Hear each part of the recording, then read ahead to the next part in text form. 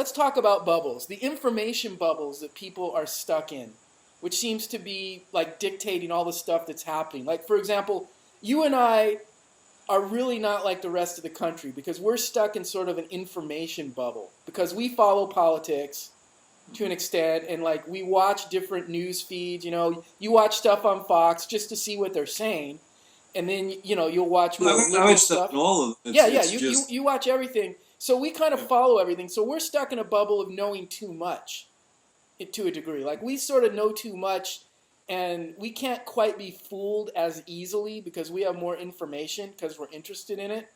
So there's people in that bubble making decisions. Another bubble is like the Beltway Washington bubble that all these people are in. Like all these establishment Hillary supporters, they don't live in the regular world. They live in a cocktail party world.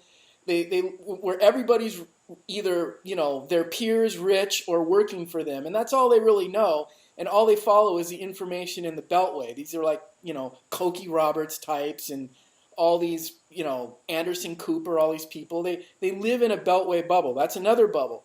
Another bubble that people live in is the Fox News conservative radio bubble. They listen to Rush Limbaugh, they watch Fox News, and that's all the input they're getting.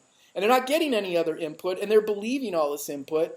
And then the other bubble is people that watch CSN and CSNBC, and they're getting all that propaganda. They're getting the Democratic corporate establishment information, and they're not getting anything else, and that's all they've got. And then there's people that just live in no bubble, that just get the echo of everything. So it's like, how do you, how do you feel this is affecting everything, and how do you feel this is going to affect the election?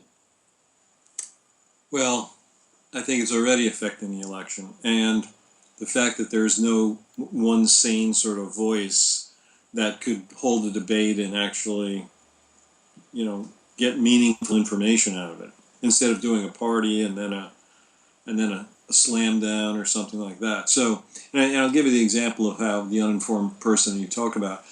So I was watching one of the news things. I think it was on Fox, but I don't think it was on CNN, but I think it was on Fox, where they asked people, what is it? Oh, it was on Trish Regan's show.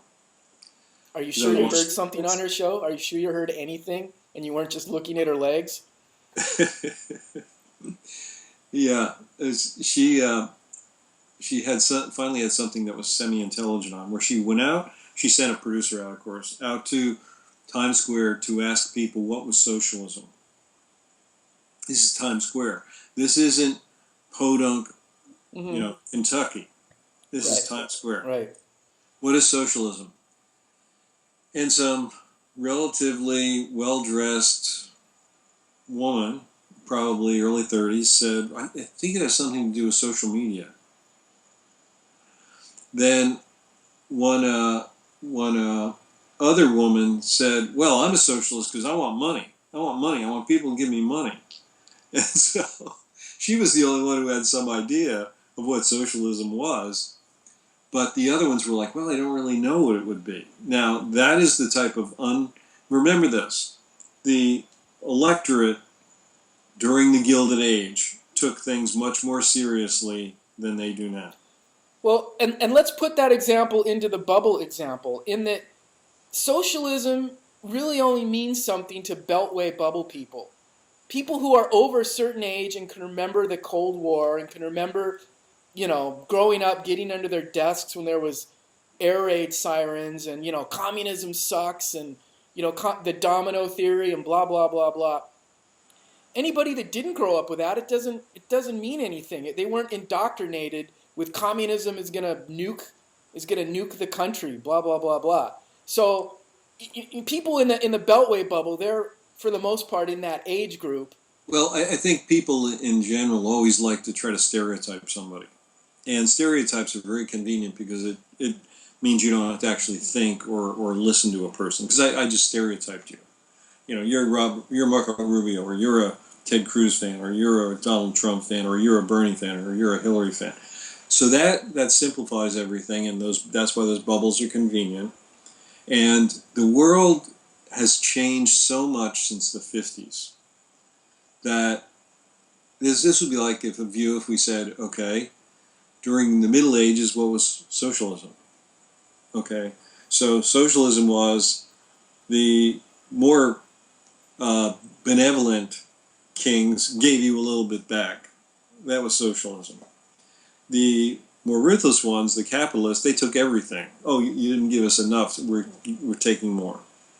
So again, when you look outside the context of where we are in a global economy now, where admittedly TPP is another perfect example of the powerful money-only grabbers, that's what they want. That's good for them. And I think where Trump kind of comes out a little bit different is he says, wait a second, I'm a billionaire. I don't think it's such a good idea.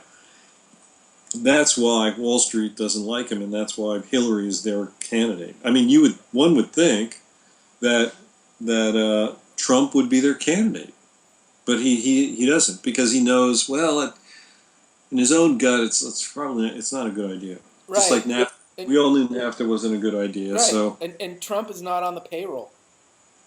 Right, he's not on the payroll. He's not on the payroll. I think these bubbles again are all about the thing of people like stereotypes because it allows you not to think. Okay, and that's why I like to watch different channels, just to kind of get a feeling for what are they saying to their bubble. Right, and what's happening is the like at the Republican debate, they're totally going for the Fox News conservative radio talk show bubble people. Sure. That's who they're going for, because progressives and, for the most part, Democrats don't even watch those shows unless they want to look at Trish Regan's legs. But then they're not listening to the information, But they're not tuning into Rush Limbaugh and Glenn Beck. Well, I would say this though, I would not necessarily put Rush Limbaugh and Glenn Beck in the Fox camp. I mean, I know Glenn Beck comes on Fox. No, but what I'm saying is people that get their information from just like a completely skewed sources. Yeah, okay, but see, they're even further to the right than Fox. Right, exactly. But it's still in the same wheelhouse. Yeah, well, if we want to put them in a bubble, that's a convenient bubble to put them in. But this is why I say people don't really think. And every once in a while, you'll hear, I'll almost drop my dinner knife when I hear Sean Hannity actually say something that sounds pretty progressive. I'll be like, what the hell did he just say? Is that Sean Hannity? What happened to him? And so I never really get that feeling with Bill O'Reilly.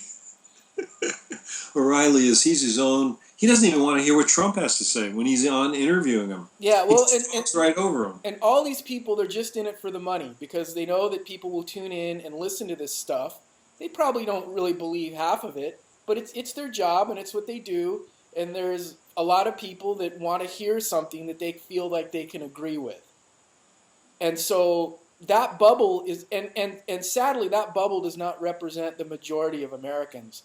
And that's what the Republicans are going after hard, which is not going to play out well in a general election unless they go against Hillary Clinton, who nobody likes, except for the Beltway bubble and the CNN. The CNN, and that's why CSNBC the Republicans like to talk mostly about Hillary, because they have to completely change the dynamic if it's Bernie.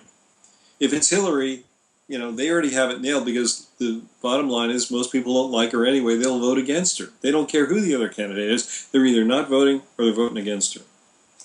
When you lose to Bernie Sanders in women under 30 by 70 percentage points, there is something radically wrong here. So, but because there's even another bubble within all these bubbles, and that's the Millennium Bubble, that get all their information off a phone. They don't watch cable news.